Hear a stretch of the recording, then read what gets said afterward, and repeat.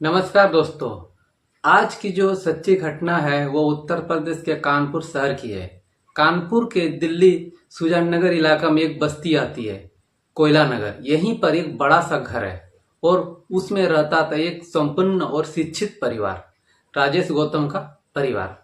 राजेश गौतम पेशे से सरकारी अध्यापक थे, लेकिन असली पहचान उनकी एक सफल प्रॉपर्टी डीलर की थी। करोड़ों की जमीनें, अच्छी नौकरी, खुशहाल परिवार, सब कुछ था उनके पास। उनके परिवार में पत्नी उर्मिला गौतम और दो छोटे बेटे थे। इलाके में राजेश का नाम बड़े आदर से लिया जाता था। राजेश की एक आदत थी, रोज सुबह मॉर्निंग वर्क पर निकलना। 4 नवंबर 2023 की सुबह वे हमेशा की तरह अकेले टहलने निकले थे। ठंड का मौसम था, सड़कें लगभग खाली ही थी। वे धीरे धीरे स्वर्ण जयंती बिहार इलाके की तरफ बढ़ते हैं, लेकिन उन्हें क्या पता था कि यही उनकी जिंदगी की आखिरी सैर साबित होगी। सुबह करीब 6:30 बजे अचानक एक तेज रफ्तार मारुति ईगो कार उन्हें जोरदार टक्कर मारती है। टक्कर इतनी भयानक थी कि राजेश हवा में उछलकर करीब 20 फीट दूर जाके गिर पड़े। सिर पत्थरों से टकराया, शरीर बुरी तरह से घायल हो गया। उधर कार जाकर एक बिजली के खंभे से टकरा गया। ड्राइवर तेजी से बाहर निकाल वहां से 9-11 हो गया, वहां से भाग गया। आसपास मौजूद लोगों ने दौड़कर राजेश को उठाया, लेकिन हालत इतनी गंभीर थी, किसी ने फौरन फोन करके उनके भाई ब्रह्मादिन गौतम को खबर दी। राजेश को अस्पताल में पहुंचाया गया, मगर डॉक्टरों ने बताया कि अब बहुत देर हो चुकी है। राजेश गौतम अब इस दुनिया में नहीं रहे। पूरा इलाका सदमे में था। एक संपन्नित, शिक्षित, एक नेक इंसान सड़क हादसे में खत्म हो गया। पत्नी उर्मिला गौतम बिलख उठी, बच्चे बेहोश हो गए। सबको लगा यह एक दुर्भाग्य एक्सीडेंट था, लेकिन कहानी यहीं खत्म नहीं होती।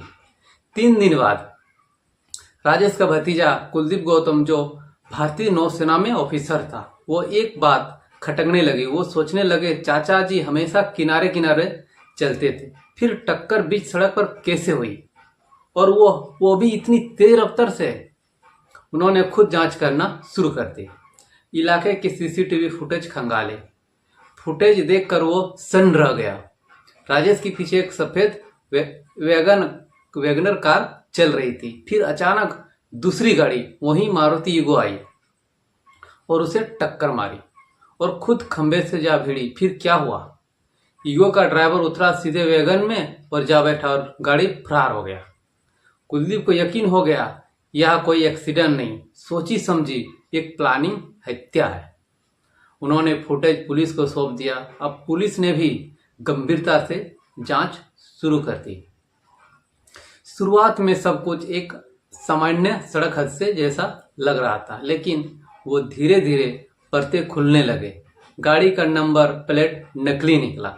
जांच में पता चला कि ईगो वाली गाड़ी कानपुर के कल्याणपुर इलाका से रजिस्टर थी। पुलिस ने गाड़ियों के मालिकों की लिस्ट निकाली, कॉल डिटेल निकाली, लोकेशन ट्रेस की, और तभी सामने आया एक चौंकाने वाला नाम। वो नाम है शैलेंद्र सोनकर, जो पेशे से ठेकेदार था और कभी राजेश के घर में कंस्ट्रक्शन का काम किया करता था। राजेश के भाइयों ने बताया 2 साल पहले यानी 2021 में राजेश ने अपने घर का निर्माण शुरू किया था। उसी दौरान शैलेंद्र ठेकेदार का काम करने लगा और उस घर में आना जाना उसका धीरे धीरे शुरू हो चुका था। शुरुआत में सब सामान्य था, लेकिन धीरे धीरे शैलेंद्र और राजेश की पत्नी उर्मिला के बीच नजदीकियां बढ़ने लगी। राजेश को भनक लगी तो उन्होंने पत्नी को समझाया, घर में किसी को बार बार मत आने दो, लोग बातें बनाते हैं। उन्होंने शैलेंद्र को भी काम से हटा दिया, लेकिन अब रिश्ता दोस्ती की सीमा पार कर चुका था। फोन पर बातें, वीडियो कॉल और फिर गैरकानूनी रिश्ते। इसी बीच एक और हैरान करने वाला सच सामने आया। कुछ महीने पहले राजेश को अचानक उल्टियां और चक्कर आने लगे थे। जांच में पता चला कि उन्हें जहर निगल लिया था, लेकिन इलाज से वो बच निकले। उस वक्त किसी को अंदाजा नहीं था कि जहर इतनी उनकी पत्नी की ही खाने में मिलाया गया था। उसने पत्नी ही उसके खाने में दिया था। जहर देने की पहली कोशिश नाकाम रही। फिर उर्मिला और शैलेंद्र ने तय किया कि अब हादसे के रूप में इसकी हत्या कर दी जाएगी ताकि किसी को भनक तक ना लगे। उन्होंने एक प्लान बनाया, एक पुरानी मारुति गाड़ी खरीदी, नकली नंबर प्लेट लगाई, भागने के लिए एक वैगनर कार का वो इसका इंतजाम किया। गाड़ी चलाने के लिए शैलेंद्र ने अपने ममेरे भाई विकास सोनकर और एक ड्राइवर सुमित कटेरिया को शामिल किया गया। 5 लाख की डील तय हुई थी। 4 नवंबर की सुबह सब कुछ तैयार था। राजेश रोज की तरह टहलने निकले, लेकिन उस दिन उर्मिला ने चाल चली। उसने बच्चों को रोक दिया ताकि वे पिता के साथ ना जाए। बड़े बेटे को बाथरूम में बंद कर दिया ताकि वह पीछे ना लग सके। राजेश निकल चुके थे। उर्मिला ने फोन लगाया, वो घर से निकल गए हैं। सड़क पर पहले से युगो और वैगनर जो कार थी वो पहले से वहां सड़क पर मौजूद थी। सुमित ने दूर से ही युगो को स्पीड दी। राजेश के पास पहुंचते ही गाड़ी मोड़ी और टक्कर मार दी। राजेश सड़क पर गिर पड़े, फिर उसका जो सिर था वो वहीं पे फूट गया और वहीं दम तोड़ दिया। ईगो वाली गाड़ी खंबे से जा भिड़ी। सुमित बाहर निकला और वैगनर में जाकर बैठ गया। दोनों गाड़ियां मौके से वहां से फरार हो गई। कुछ ही मिनटों में यह प्लान्ड मर्डर एक रोड एक्सीडेंट में जैसा दिखने लगा था। लेकिन कहते हैं कि सच्चाई देर से ही सही सामने आ ही जाती है। कुलदीप ने सीसीटीवी और तकनीकी सबूत जुटाया।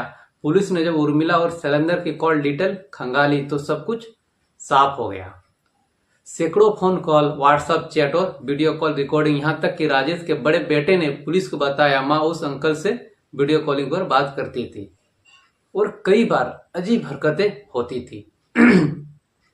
लोकेशन रिपोर्ट से पता चला कि वारदात के वक्त उर्मिला और शैलेंद्र दोनों उसी जगह मौजूद थे जहां राजेश की मौत हुई थी। अब पुलिस ने एक एक करके सबको पकड़ लिया। उर्मिला गौतम जो कि पत्नी का रूप में वो एक साजिशकर्ता बनी थी। उस शैलेंद्र सोनकर जो उसका प्रेमी और ठेकेदार जो उसी का बीवी का था। विकास सोनकर शैलेंद्र का जो भाई। वैगनर कार ड्राइवर, तीनों को गिरफ्तार कर लिया गया। पूछताछ में उन्होंने सब कबूल किया। पहले जहर से मारने की जो कोशिश की थी वो भी कबूल किया, फिर सुपारी देने की योजना और आखिर में खुद सड़क हादसे के रूप में हत्या करना। मगर चौथा आरोपी सुमित कटेरिया को ईगो वाली जो गाड़ी चला रहा था अभी तक वो फरार है। अभी तक कोई उसका सुराग नहीं है, कहाँ गया और कहाँ छुपा। पुलिस उसकी तलाश में कई राज्यों में छापेमारी कर रही है। आज राजेश गौतम नहीं, उनकी पत्नी जेल में है। 2 मासूम बच्चे जिनकी आंखों के सामने कभी माँ बाप का प्यार था, अब एक पिता के कब्र और माँ की जेल में बंदी बनी है। राजेश ने बड़े भाई ने बच्चों की जिम्मेदारी उठाई है। वे कहते हैं हम अपने भाई के बच्चों को कभी अकेले नहीं छोड़ेंगे। तो दोस्तों यह घटना सिर्फ एक अपराध की नहीं बल्कि उस अंधेरी की है जहां पैसे और लालच इंसान को इंसानियत से दूर कर देता है। अगर उर्मिला चाहती तो तलाक लेकर कई जिंदगी शुरू कर सकती थी, लेकिन जब मोहब्बत के साथ लालच और स्वार्थ जुड़ जाए तो वह मोहब्बत नहीं अपराध बन जाती है। राजेश जैसे सैकड़ों लोग रोजाना किसी न किसी हादसे में मारे ही जाते हैं, पर हर हादसा नहीं होता। कभी कभी वो साजिश बन जाती है। इस केस की जो सुनवाई फिलहाल कोर्ट में चल रही है। सुमित कटेरिया अभी फरार है, लेकिन कानपुर पुलिस का कहना है न्याय जरूर मिलेगा, न्याय होगा, चाहे जितनी देर लगे।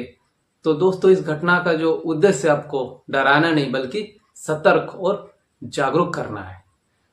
कभी किसी पर आंख बंद के भरोसा नहीं करें, ताकि कभी कभी सबसे बड़ा धोखा देता है जो सबसे करीब होता है। अगर आपको यह जो घटना सोचने पर मजबूर कर देती है तो इसे लाइक करें और शेयर करें और बताइए कि आप इस वीडियो को किस शहर से देख रहे हैं। तो मैं हूं अजीत कुमार, फिर मिलूंगा एक नई सच्ची घटना और एक नई सबक के साथ। तब तक के लिए आप सुरक्षित रहे, आप अपने परिवार को सुरक्षित रखें, सतर्क रहे और याद रखें हर कदम सोच समझकर उठाए। जय हिंद, जय भारत, धन्यवाद।